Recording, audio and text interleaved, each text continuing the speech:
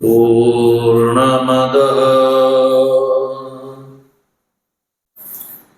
पूर्णमिदं पूर्णात् पूर्णमुदच्यते पूर्णस्य पूर्णमादाय पूर्णमेवावशिष्यते।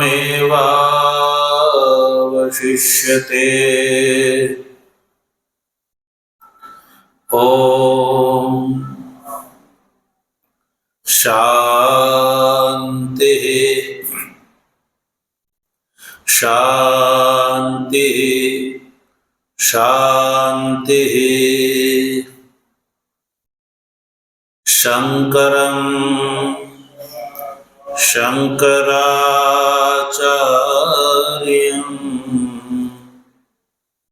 केशवं बादरायणं सूत्रभाष्य कृतौ वन्दे भगवन्तौ पुनः पुनः। ईश्वरो गुरुरात्मेति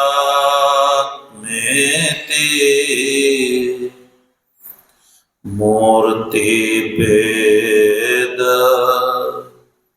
विभागिने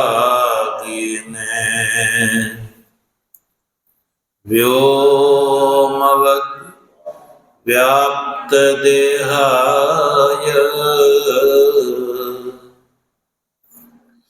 दक्षिणामूर्तये नमः। ॐ शान्तिः शान्तिः शान्तिः।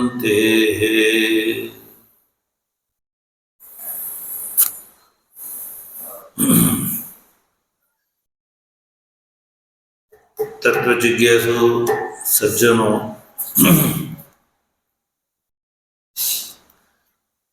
भगवत कृपाथी शुक्ल यजुर्वेदीय काण्व शाखीय ईशावास्य उपनिषदना शांकर भाष्य सहित विचार क्रमानुसार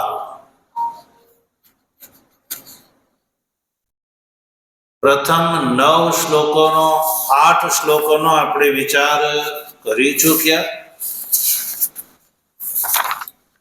અને 9મા શ્લોકનો આપણે પ્રારંભ કરવા જઈ રહ્યા છીએ।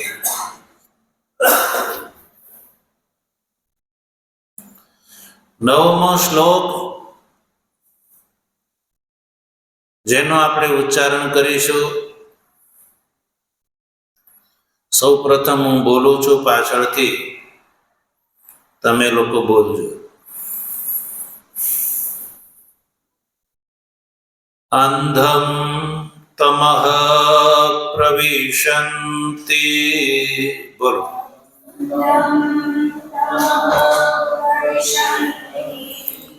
ये विद्यामुपासते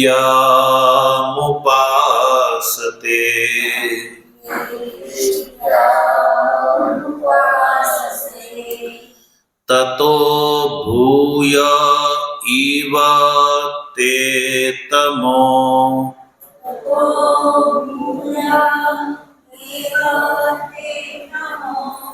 य उ विद्याया गुरताः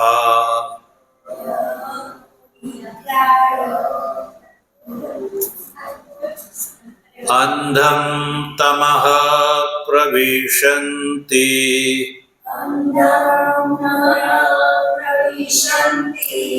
ये विद्यामुपासते મુપાસતે.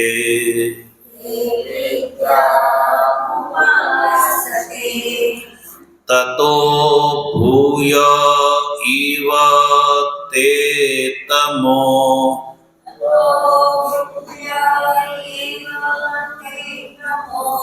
ય ઉ વિદ્યાયામૂરતા.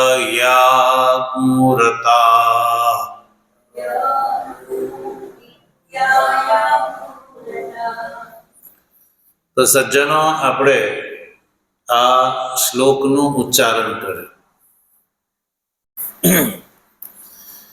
શ્લોકના અર્થની અંદર પ્રવેશ કરવા માટે આ શ્લોકમાં શ્રુતિ શું કહે છે એ સમજવા માટે સૌપ્રથમ આપણે શ્લોકના સંધિ વિગ્રહને જોઈ લઈએ. તો સૌપ્રથમ આ શ્લોકના પૂર્વાર્ધમાં આપણને 4 પદ જોવા મળે છે. 4 પદ કયા કયા છે? 4 પદ. તો સૌપ્રથમ અંધમ,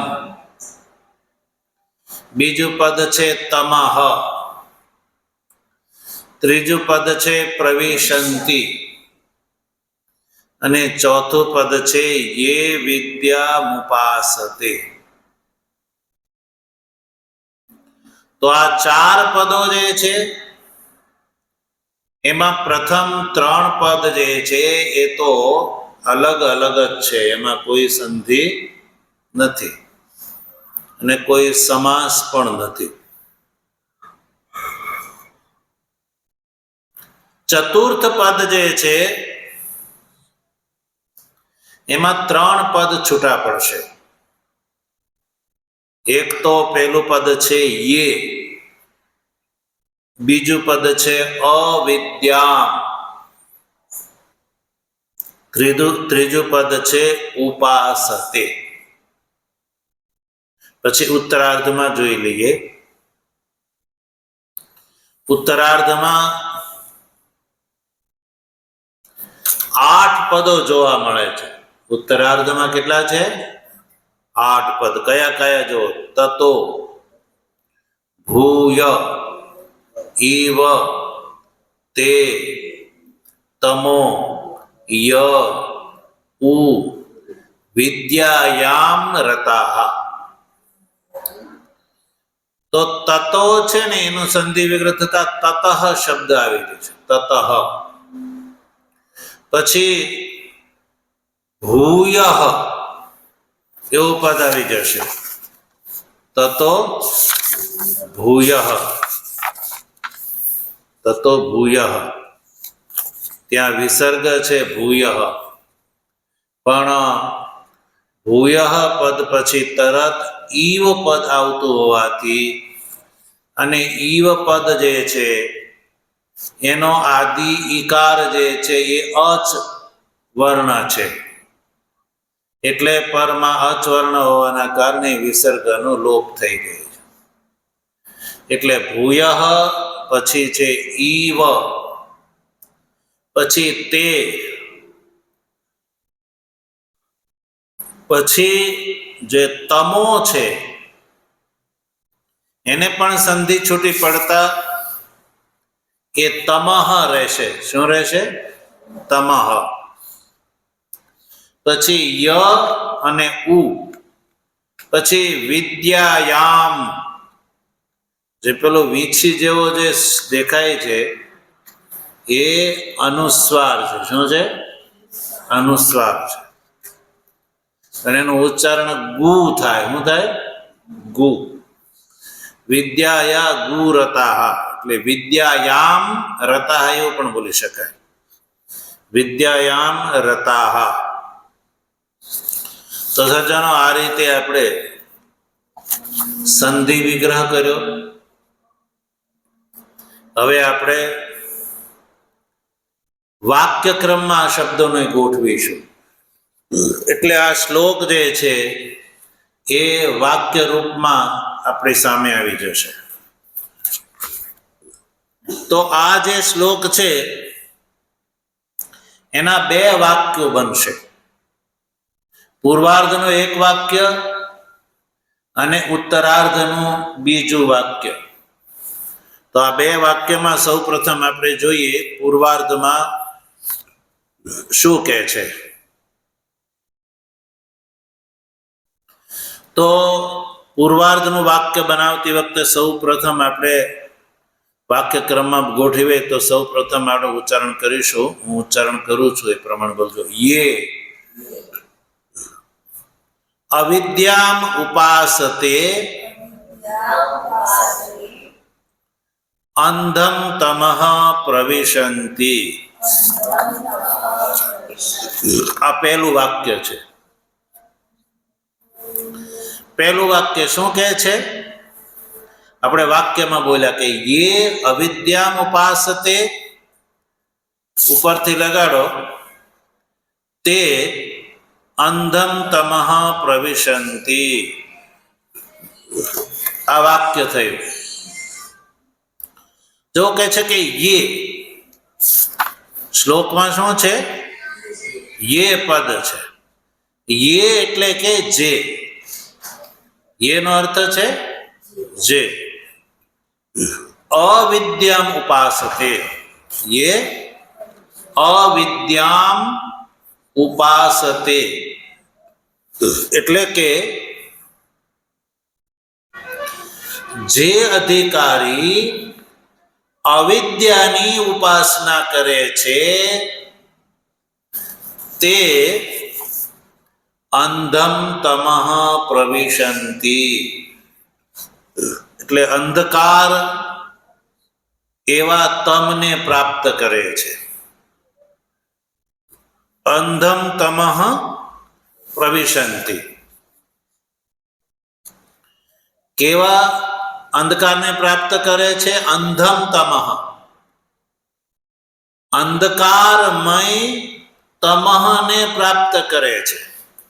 અંધમ તમનો અર્થ છે અંધકારથી વ્યાપ્ત એવા તમને પ્રાપ્ત કરે છે. આવું આ શ્રુતિ કહે છે કે જે અધિકારી અવિદ્યાની ઉપાસના કરે છે તે અંધકારમય એવા તમને પ્રાપ્ત કરે છે. અંધમ તમઃ, અંધકારમય તમને પ્રવેશંતિ એટલે પ્રવેશ કરે છે. સમજાણું કઈ એમાં? અવિદ્યાની જે ઉપાસના કરે છે તો એ બ્રહ્મ જ્ઞાન બ્રહ્મને પ્રાપ્ત નથી કરતો. કોને પ્રાપ્ત કરે છે? અંધમ તમઃ એટલે કે અદર્શનાત્મક તમઃ એવા તમને પ્રાપ્ત કરે છે જે અંધ છે એટલે કે અદર્શન છે. જ્યાં આત્માનું દર્શન સંભવ નથી એવા તમઃ એટલે કે એવા લોકને પ્રાપ્ત કરે છે. અંધમ શબ્દનો અર્થ છે અદર્શનાત્મક. શ્રુતિ આવું કહે છે. સૌ પહેલા વાક્યમાં બસ બેસાડી દો. શ્રુતિ શું કહે છે કે જે અવિદ્યાની ઉપાસના કરે છે એ અદર્શનાત્મક તમને પ્રાપ્ત કરે છે. એવું શ્રુતિનો આ સીધો અર્થ છે. કોની ઉપાસના કરે? અવિદ્યાની ઉપાસના કરે. તો એ કોને એનું ફળ શું છે? અવિદ્યાની ઉપાસનાનું અંધકારમય તમ એટલે કે અદર્શનાત્મક તમ રૂપ ફળને પ્રાપ્ત કરે છે. એવું આ વેદ કહે છે. આ શ્લોક શું છે? શુક્લ યજુર્વેદના શુક્લ યજુર્વેદ સંહિતાનો 40મો અધ્યાય છે.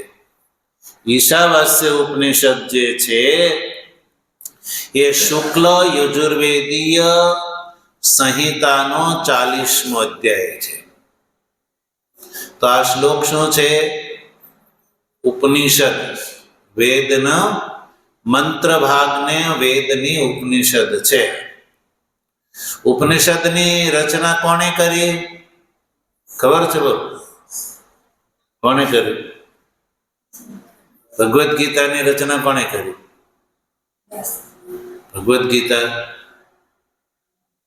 તો ભગવાન શ્રી કૃષ્ણ અને અર્જુનનો જે સંવાદ છે એ વ્યાસજીએ મહાભારતની અંદર શબ્દબદ્ધ કર્યો. પણ ઉપનિષદની રચના કોણે કરી એ કોઈને ખબર છે? નહીં. ઉપનિષદ જે છે એ અનાદિ છે. એ કોઈ કાળમાં એની રચના થઈ એવું નથી.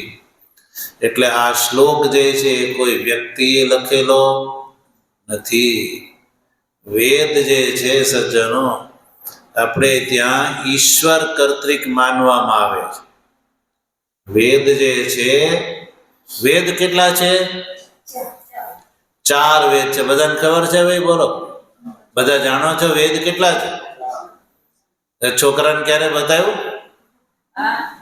તો ઘરે છોકરાને પૂછજો જો કે તમારા છોકરાને છોકરા, હવે તમારા છોકરા તો મોટા થઈ ગયા, લગ્ન થઈ ગયા, તો છોકરાના છોકરાને પૂછી જોજો વેદ કેટલા છે. એને કદાચ હું માનું છું ખબર હોય તો તમે ભાગ્યશાળી. છોકરાને ભાગ્યશાળી નહીં, તમે ભાગ્યશાળી કહેવાય. વર્તમાન કાળમાં હાલત તો એ છે કે તમે ભાગ્યશાળી કહેવાય કે તમારા છોકરાને વેદ કેટલા છે એ ખબર, કમસે કમ એ ખબર છે. તો તમારે એટલો તો ગૌરવ લેવું કે ભાઈ આપણા છોકરાને એટલી ખબર છે. બસ. કારણ કે આપણે કપડાં કેમ પહેરવા, કેમ બેહાડવું, કેમ જાવું, કેમ ગાડી ચલાવવી, આ બધું તો આપણે શીખવાડીએ છીએ. પણ આવું આપણે શીખવાડતા નથી. એટલા માટે ભાગ્યશાળી ગણાશો તમે. તો વેદ જે છે ને એ ભગવાનની વાણી છે. ભગવાનથી ઉત્પન્ન થાય છે વેદ. ભગવાનથી ઉત્પન્ન થાય છે એ વાત એ સાચી, પણ ભગવાનથી ઉત્પન્ન થાય છે એટલે જેમ કુંભાર જે છે એ ઘડાને બનાવે છે એવી રીતે વેદ ભગવાન બનાવે છે? નહીં. ભગવાનથી વેદ પ્રગટ થાય છે. એટલે ભગવાન કરતા નથી, પ્રગટ થાય છે. ભગવાનથી વેદ પ્રગટ થાય છે. એટલે જે છે એ પ્રગટ થાય છે. કેવી રીતે પ્રગટ થાય છે? તો શ્વાસની જેમ. કેવી રીતે? શ્વાસની જેમ. આપણે બધા શ્વાસ લઈએ છીએ અને શ્વાસને છોડીએ છીએ. તો છોડીએ છીએ ત્યારે આપણા નાસિકા રંધ્રમાંથી શ્વાસ બહાર નીકળે છે. તો એ શ્વાસના તમે કરતા કેવા? એ શ્વાસ ને તમે બનાવ્યો કેવા છે? નહીં ને.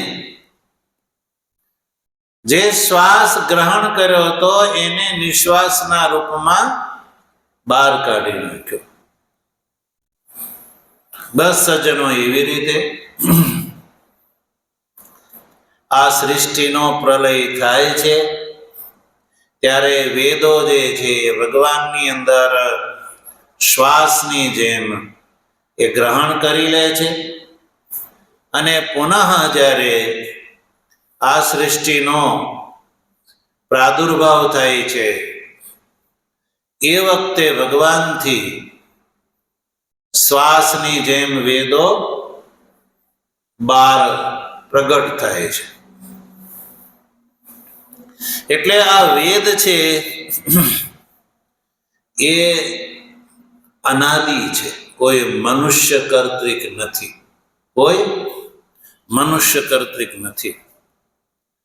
એટલે જ વેદને પરમ પ્રમાણ માનવામાં આવે છે.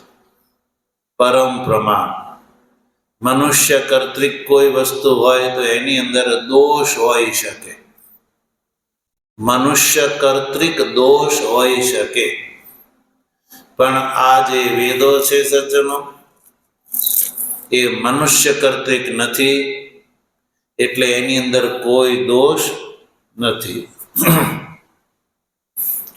તો હવે આપણે આ જે શ્લોકનું ઉચ્ચારણ કર્યું ને એ શ્લોક એ શ્રુતિ ઈશાવસ્ય શ્રુતિ કહે છે. એટલે કોઈ મનુષ્યએ 100 વર્ષ 200 વર્ષ 500 વર્ષ પહેલા કહ્યું હોય એવી વાત આ નથી. આ વાત અનાદિ છે. યા કોઈ સાંપ્રદાયિક નથી કે કોઈ સંપ્રદાય વિશેષમાં આ વાત કહી હોય, પહેલા ન કહી હોય, એવું નથી સજ્જન. જો જે આ ગીતા ઉપનિષદ અને બ્રહ્મસૂત્ર જે છે એને સમજે છે, એને આ વાત સમજતા વાર નથી લાગતી કે આ ઉપનિષદ એ કોઈ સંપ્રદાય યા સંગઠનની કોઈ બપોતી નથી કે કોઈ એવું ન કહી શકે નહીં આ તો અમારા સંપ્રદાયનો ગ્રંથ છે. સંપ્રદાયનો ગ્રંથ હોય એ સંપ્રદાય પૂરતો જ સીમિત હોય છે. એ એની સીમા જ બતાવે છે કે એની અંદર અપ્રામાણ્ય રહેલું છે. જે વસ્તુ પ્રામાણિક હોય એ સર્વત્ર માન્ય હોય છે. જે પ્રમાણભૂત હોય છે એ સર્વત્ર માન્ય હોય છે. ભાઈ, સૂર્યનો ઉદય થાય છે તો જે જે દેશોમાં સૂર્યનો પ્રકાશ અનુભવાય છે તો એ બધા દેશો એમ કહે કે ભાઈ અમારા દેશમાં સૂર્યનો ઉદય થયો. તો સૂર્ય કોઈ દેશ વિશેષનો યા જનમાનસ વિશેષનો કોઈ સીમિત પદાર્થ કોઈનો માલિકી છે નહીં. સજ્જનો, એવી જ રીતે આ જે વેદ છે 4માં, એમાં યજુર્વેદ છે એના 2 પ્રકાર આપણે ત્યાં માનવામાં આવે છે. યજુર્વેદના 2 પ્રકાર, એક શુક્લ યજુર્વેદ અને બીજો છે કૃષ્ણ યજુર્વેદ. શુક્લ યજુર્વેદ અને કૃષ્ણ યજુર્વેદ. તમે કૃષ્ણથી ભગવાન કૃષ્ણનું નામ જોડાયેલું છે એવું ન સમજતા હો. કૃષ્ણ શબ્દ આવ્યો એટલે તમે કોઈ એમ કે આ તો કૃષ્ણ ભગવાને લખેલું હશે, તો કૃષ્ણ ભગવાન અહીં જોડાયેલા નથી. કૃષ્ણથી અભિપ્રાય છે કાળું, શુક્લથી સફેદ એમ. તો આ જે ઉપનિષદ છે સજ્જનો એ શુક્લ યજુર્વેદીય સંહિતાના 40મા અધ્યાયમાં આ ઉપનિષદ પ્રાપ્ત થાય છે. તો આ ઉપનિષદનો વિચાર કરતા કરતા આપણે 8 શ્લોકોનો વિચાર કરી ચૂક્યો. હવે આ જે ઉપનિષદના કુલ 18 મંત્ર છે. કેટલા?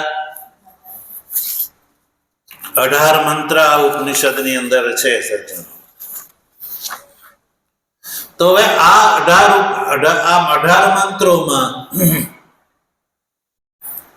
ભગવતી શ્રુતિ મનુષ્યને શું ઉપદેશ આપે છે? 18 મંત્ર દ્વારા ઈશાવાસ્ય ઉપનિષદ શ્રુતિ મનુષ્યને શું ઉપદેશ આપે છે? એ મનુષ્ય આ 18 શ્લોકોનો પાઠ કરી જાય, 18 શ્લોકોને યાદ કરી લે, એનો પાઠ કરી લે, તો એટલા માત્રથી આ ઉપનિષદનું તાત્પર્ય એ મનુષ્યને સમજાય એવું નથી. આ ઉપનિષદ શું મનુષ્યને કહે છે એનું તાત્પર્ય શું છે એ સામાન્ય મનુષ્યને શું કહે છે એ સમજાય એવું નથી. ગમે એવો વ્યાકરણવિદ હોય તો પણ એને વ્યાકરણના એ શબ્દનો અર્થ વ્યુત્પત્તિક અર્થ કરી શકે, પણ ઉપનિષદનું જે તાત્પર્ય છે સજ્જનો એ વ્યાકરણવિદ હોય તોય પણ કરી શકતો નથી સજ્જનો. પણ આ ઉપનિષદનું તાત્પર્ય શું છે, શું કહે છે એ વાત ભગવાન શંકરાચાર્યજી કહે છે. ઉપનિષદના અર્થની જવાબદારી લે છે કોણ? કોણ બોલો? ભગવાન શંકરાચાર્યજી. ભગવાન શંકરાચાર્યજી એ સર્વજ્ઞ છે. કેવા છે? સર્વજ્ઞ છે અને જ્ઞાનાવતાર છે. જ્ઞાનાવતાર એટલે જ્ઞાનનો અવતાર છે. ભગવાન શંકરનો એક અવતાર છે. ભગવાન શંકર જે છે એ જ શંકરાચાર્યજીના રૂપમાં અવતાર ધારણ કર્યો છે અને એમણે અવતાર ધારણ કરીને આ ઉપનિષદના તાત્પર્યનું જે રહસ્ય હતું, તાત્પર્ય હતું, એ એમણે ખોલ્યું ભાષ્ય કરીને ઉપનિષદનો જે રહસ્ય તાત્પર્ય જે સામાન્ય મનુષ્યથી માત્ર શ્લોક ઉચ્ચારણ યા પાઠથી સમજાય એવું નહોતું. ભગવાન શંકરાચાર્ય જે ભાષ્ય કરીને આ ઉપનિષદનું રહસ્ય જે છે એ માનવ માટે પ્રસ્તુત કરી દીધું કે માનવ આ ઉપનિષદ માર્ગને અનુસરી અને બ્રહ્મ જ્ઞાન પ્રાપ્ત કરીને મોક્ષનો ભાગીદાર થઈ શકે એટલા માટે. એટલે જે ઉત્તમ અધિકારીને માટે ભગવાન ભાષ્યકારે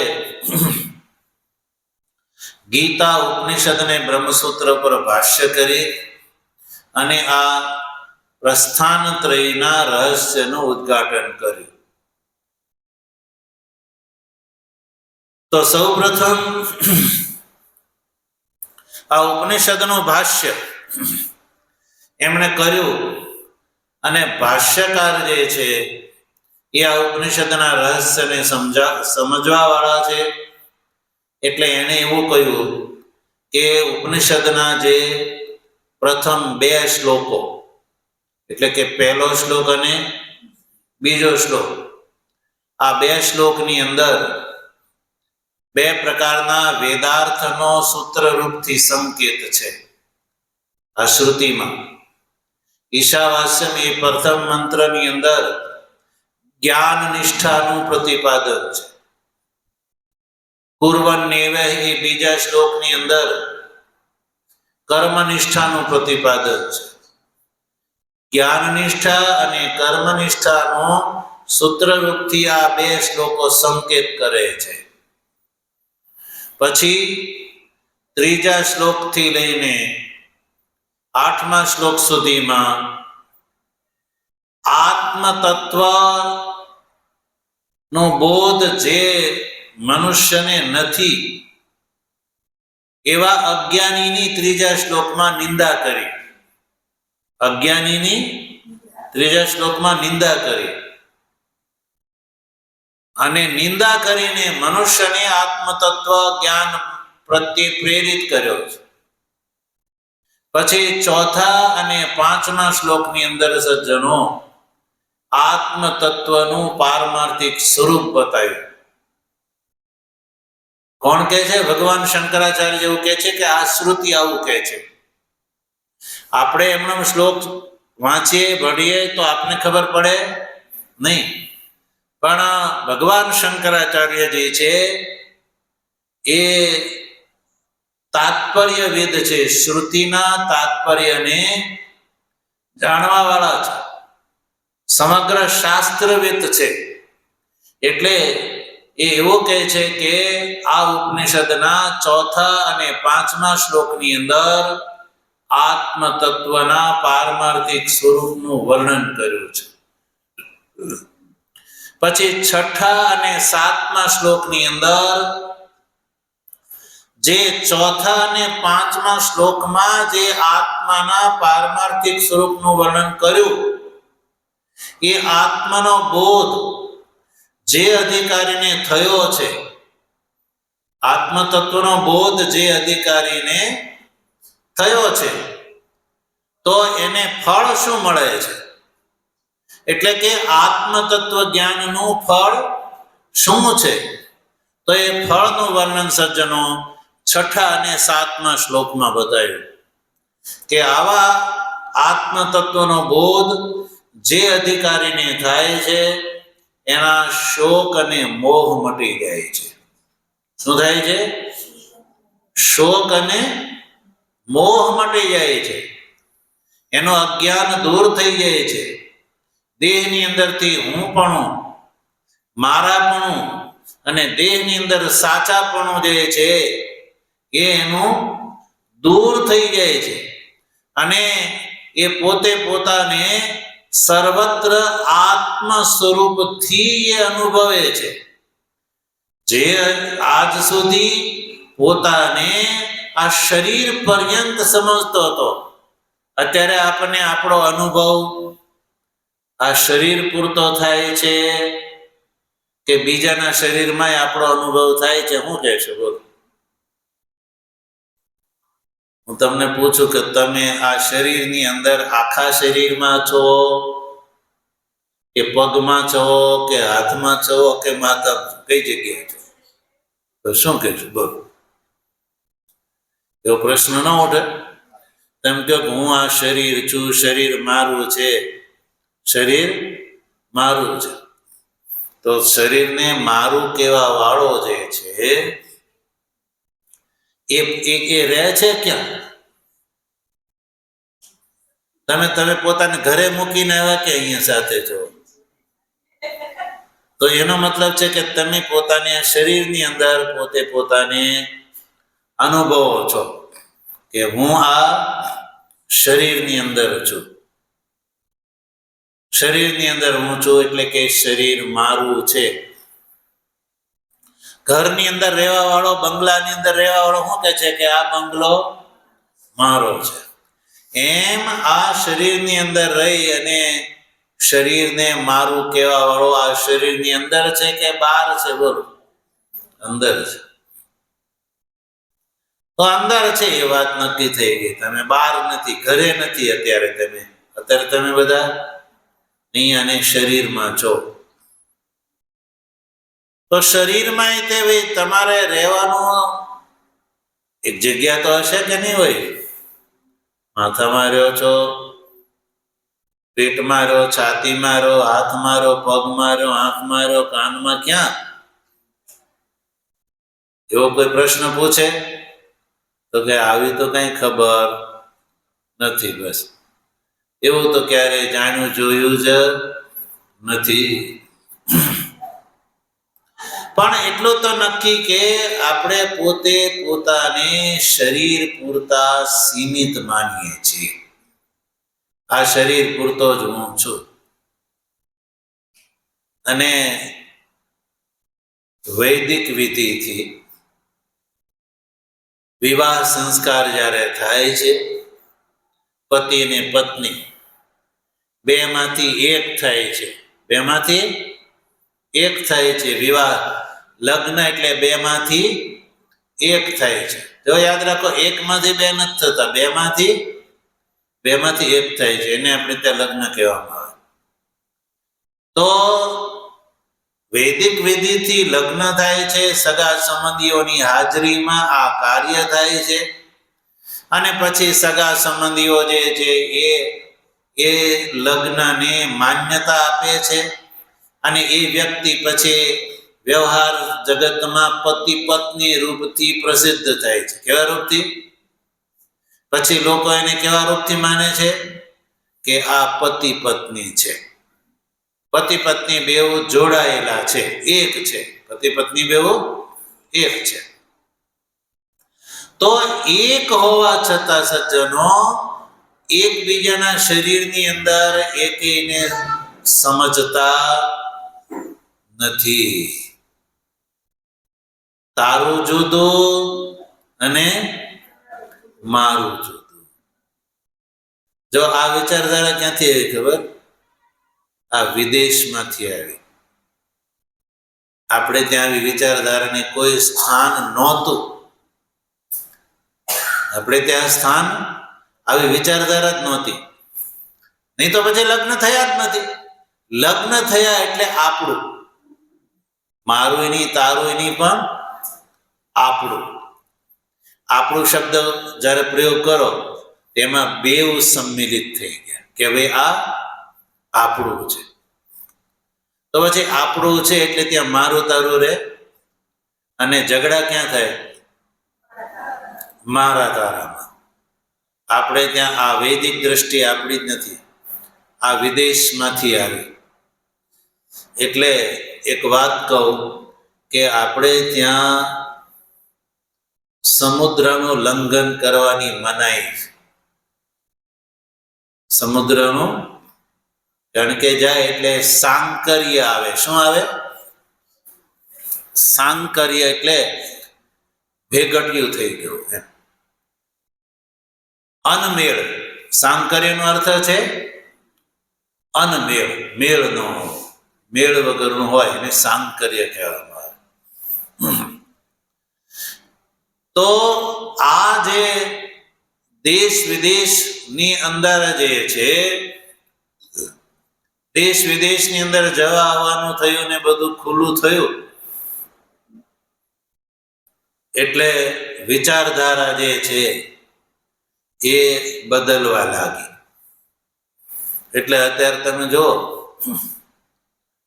તો લગ્નના વિષયમાં જ લઈ લો.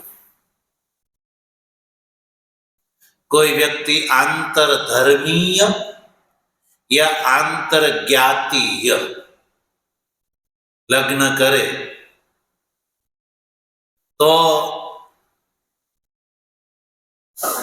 એને યોગ્ય ગણાવવા વાળા અત્યારે ઝાઝા જોવા મળશે. એને યોગ્ય ગણાવવા વાળા ઝાઝા જોવા મળશે, પણ અયોગ્ય કહેવા વાળા ઓછા મળશે.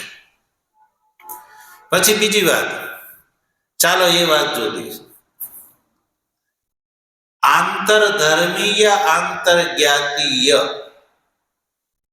જે લગ્ન છે એને સમર્થન કરવા વાળા જે છે એ પોતે પોતાને બુદ્ધિજીવી કહે છે. કેવા કહે છે? બુદ્ધિજીવી. અને પછી પોતાને કેવા કહે છે? મોટા મનના. કેવા? મોટા મનના. પછી કેવા કહે છે પોતાને? વિશાળ વિચારધારા વાળા. એમ કે વિશાળ વિચારધારા વાળા છે આ વ્યક્તિ, તો મોટા મનના છે, એનું હૃદય વિશાળ છે.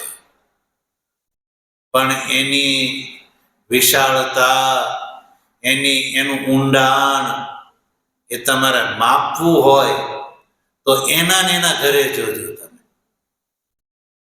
જે કોઈ આંતરજ્ઞાતિ લગ્ન કરે ત્યારે મોટી મોટી વાતો કરવા જે બેસી જતા હોય છે, લોકોને ઉપદેશ દેવા બેસી જતા હોય છે. આ તો સારું કહેવાય, આમાં શું વાંધો, તમે તો આ સદીમાં જીવો છો ને ભલા સદીમાં જીવો છો, તો તું તારી છોકરીને દલિતની સાથે લગ્ન કરી દે. પછી ખબર પડે કે એનું હૃદય કેટલું મોટું છે. એટલે અત્યારે જે વિચારધારા વિકૃત થતી જાય છે એ મહા અધોગતિનું કારણ છે. અને એની પાછળનું કારણ સજ્જનો એ છે કે તથાકથિત જે પોતાને સનાતની યા સનાતન ધર્માવલંબી જે કહે છે તેને સનાતન ધર્મ શું છે, સનાતન ધર્મના સિદ્ધાંતો, આદર્શો, મૂલ્યો શું છે એ ખબર જ નથી.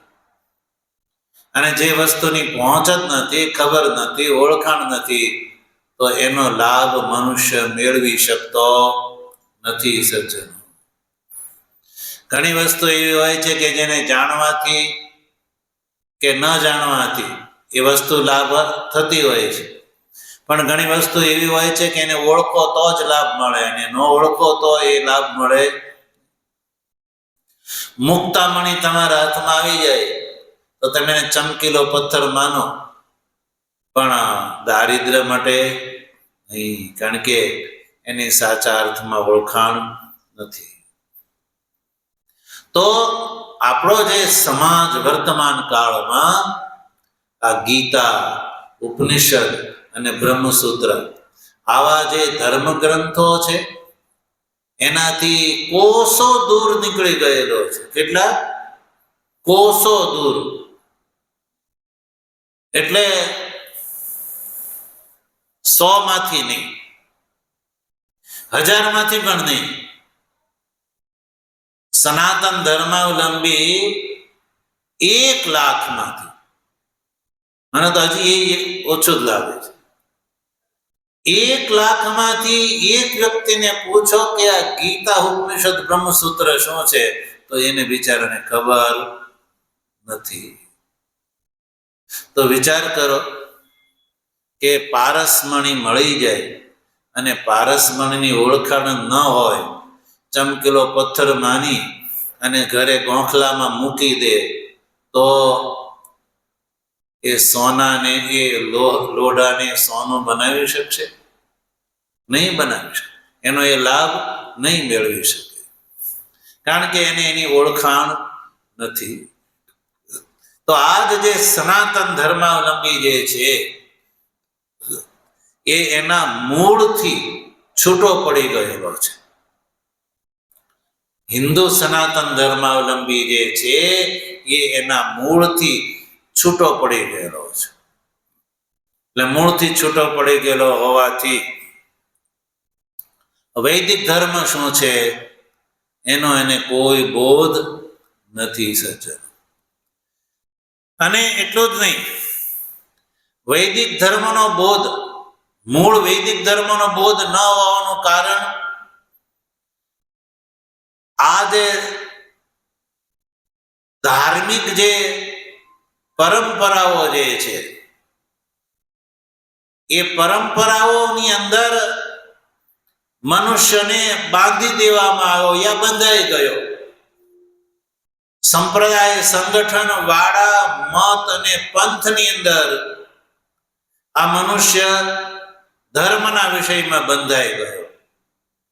એટલે એના બંધાઈ જવાનું ફળ એ થયું કે એ ધાર્મિક સંગઠનો, સંપ્રદાયો, મત, વાડા અને પંથને ચલાવવા વાળા જે એના મુખિયાઓ છે એને શું કર્યું? એના અનુયાયીની આંખે પાટા બાંધી દીધા અને કાનને બંધ કરી દીધા. એટલે અનુયાયી એટલો સીમિત થઈ ગયો, અને એમ થાય કે આપણે તો આંખ બંધ કરી દેવાની, જોવાનું ને સાંભળવાનું બંધ કરી દેવું, એનું જ નામ ધર્મનું પાલન. આ દશા આવી ગઈ. એટલે જ્ઞાન ચક્ષુ જે છે એની સાથે કોઈ સંબંધ રહ્યો, કારણ કે આવા જે વાડાઓના જે મુખિયાઓ હોય છે એ ધૂર્ત અને પાખંડી હોય છે, મહાધૂર્ત હોય છે. એને આ ધર્મનું મૂળ જે છે, વેદ છે, એનો એને કોઈ બોધ હોતો નથી. એટલે પોતાની ધૂર્તતાને, પોતાની મૂર્ખતાને એ છુપાવવા માટે એ પોતાના આશ્રિત અનુયાયીને સૌથી પહેલા એ આંખે પાટા બાંધી દે છે અને કાને એને બેરો કરી દે છે. એટલે એનું ફળ એ થયું કે ધર્મના વિષયમાં સનાતન ધર્માવલંબી જે છે એ એટલો બધો વહેંચાઈ ગયેલો છે. જો બીજા કોઈ વ્યવહારમાં આવો વહેંચાયેલો નથી. એટલે જો એવા વ્યક્તિને ઉપનિષદ, ગીતા અને બ્રહ્મસૂત્ર શું છે એની કોઈ ખબર ગતાગમ નથી, અને નહીં હોવાના કારણે સનાતન ધર્મના સાચા સ્વરૂપથી સમાજ જે છે એ વંચિત થતો જાય છે. એટલે મહાન વિડંબનાની વાત એ છે કે આ ત્રણ આપણા સનાતન ધર્મના પાયા છે: ગીતા, ઉપનિષદ અને બ્રહ્મસૂત્ર. એ સનાતન ધર્મના પાયા છે. તમારી 100 માળની બિલ્ડિંગ હોય, પણ જો એને પાયો ન હોય તો, એનો પાયો મજબૂત ન હોય તો એ ટકશે. તો આ પાયો જે છે, પાયાથી વર્તમાન કાળમાં સનાતન ધર્માવલંબી એટલો બધો વિખૂટો અને દૂર થઈ ગયો છે. એટલે ધર્મના વિષયમાં ગીતા, ઉપનિષદ, બ્રહ્મસૂત્ર શું છે એ સામાન્ય મનુષ્યને એ ખબર જ નથી. એ વૃત્તિની જિજ્ઞાસાની ખબર નથી કે ગીતા, ઉપનિષદ અને બ્રહ્મસૂત્ર શું કહે છે. તો આ ત્રણ પ્રસ્થાન એ આપણા સનાતન ધર્મના મૂળ આધાર છે. અને એમાંનો આ જે શ્રૌત પ્રસ્થાન એટલે કે ઉપનિષદ પ્રસ્થાન, એ ઉપનિષદ પ્રસ્થાનમાં ઈશાવાસ્ય ઉપનિષદ નો આપણે વિચાર કરી રહ્યા છીએ. તો પ્રથમ 8 શ્લોકની અંદર ઉત્તમ અધિકારી સંન્યાસીને માટે એ બ્રહ્મ વિદ્યા બતાવી. એટલે 8 શ્લોક સુધી બ્રહ્મ વિદ્યાનું પ્રકરણ બતાવ્યું. શેનું? બ્રહ્મ વિદ્યાનું. કોના માટે? સંન્યાસી ઉત્તમ અધિકારી માટે બ્રહ્મ વિદ્યાનું પ્રકરણ. અને હવે અહીંયાથી એટલે કે 9મા શ્લોકથી, જે શ્લોકનું આપણે ઉચ્ચારણ કર્યું ને, અંધમ તમઃ પ્રવિશંતિ, એ આ શ્લોકથી જે આ ઉપનિષદના બીજા શ્લોકમાં જે કુર્વન નેવેહ કર્માણી, એ જે શ્લોકમાં અજ્ઞ બતાવ્યો, અજ્ઞ કર્મનો અધિકારી બતાવ્યો, એ કર્મના અધિકારીને માટે આ કર્મ ઉપસર્જન ઉપાસના પ્રકરણનો પ્રારંભ થાય છે. એટલે કે જે જ્ઞાન યોગનો યા જ્ઞાન નિષ્ઠાનો અધિકારી નથી, એને જ્ઞાન નિષ્ઠાનો અધિકારી બનાવવા માટે કર્મ નિષ્ઠાનું પ્રકરણ પ્રારંભ શ્રુતિ કરી રહી છે. આ વાતને આપણે શાના કારણે ખબર પડી? ભાષ્યથી ખબર પડી. જો ભગવાન ભાષ્યકારે ભાષ્ય ન કર્યું હોત તો 9મા શ્લોકથી શ્રુતિ કોની વાત કરે છે, કયા અધિકારીની વાત કરે છે, એ આપણને ખબર પડી હોત નહીં. એટલે 9મા શ્લોકથી ભગવતી શ્રુતિ જે કર્મનો અધિકારી છે, કર્મનિષ્ઠ છે, એને શું કરવું જોઈએ, એને જલ્દી લાભ કેવી રીતે મળે, એ માટે થઈને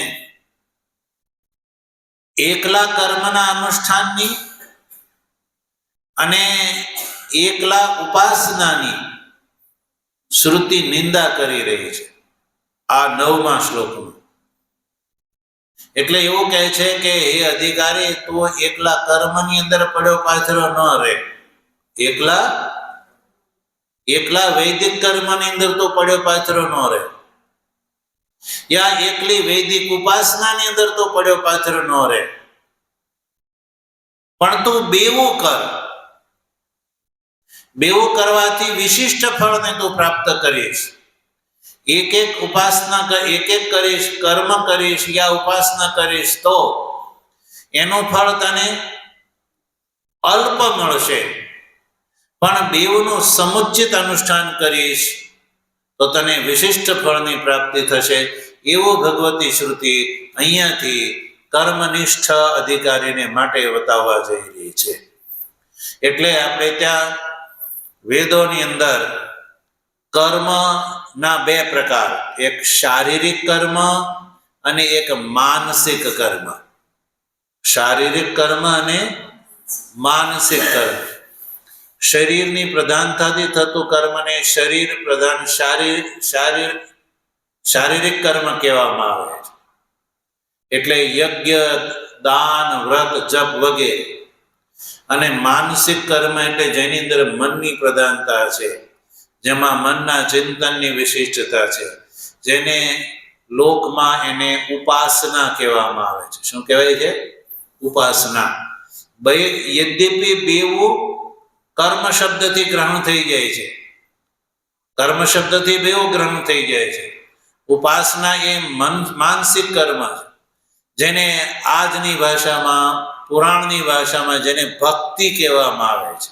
ભક્તિ યા ઉપનિષદમાં એને માટે ઉપાસના શબ્દનો પ્રયોગ જોવા મળે છે. એટલે ભગવતી શ્રુતિ અહીંયા જે કેવલ કર્મની અંદર પારાયણ છે, તો એને એવું કહે છે કે એકલા કર્મનું ફળ અલ્પ છે. જે એકલી ઉપાસનામાં રત છે, તો એને શ્રુતિ કહે છે કે એકલી ઉપાસનાનું ફળ પણ અલ્પ છે. એટલે કર્મ અને ઉપાસના બેવના અનુષ્ઠાનનું ફળ વિશિષ્ટ છે.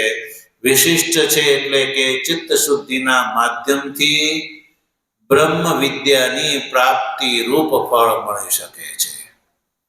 આવો આ શ્રુતિ માર્ગ બતાવે છે.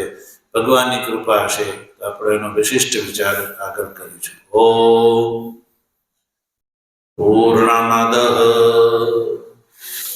પૂર્ણમિદં પૂર્ણાત પૂર્ણમુદચ્યતે પૂર્ણસ્ય પૂર્ણમાદાય પૂર્ણમેવાવશિષ્યતે. ઓમ શાંતિ શાંતિ શાંતિ. શંકરં શંકરાચાર્યં કેશવં બાદરાયણં સૂત્રભાષ્ય કૃતૌ વંદે ભગવन्तૌ પુનઃ પુનઃ. ઈશ્વરો ગુરુરાત્મેતિ મૂર્તિભેદ વિભાગિને વ્યોમવદ્ વ્યાપ્ત દેહાય દક્ષિણામૂર્તયે નમઃ. ઓમ શાંતિ શાંતિ શાંતિ. સદ્ગુરુદેવ